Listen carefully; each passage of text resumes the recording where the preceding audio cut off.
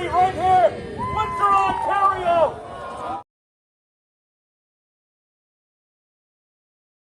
What's going on with the truckers? So the other day, Ontario Premier Doug Ford declared a state of emergency and saying that he's fining truck drivers up to $100,000, 1 year jail, and basically taking away their CDL and driver's license.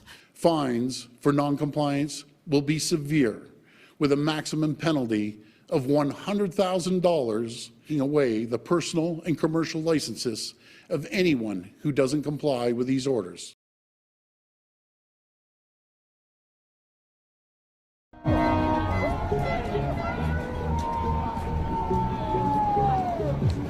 Yeah, they haven't moved.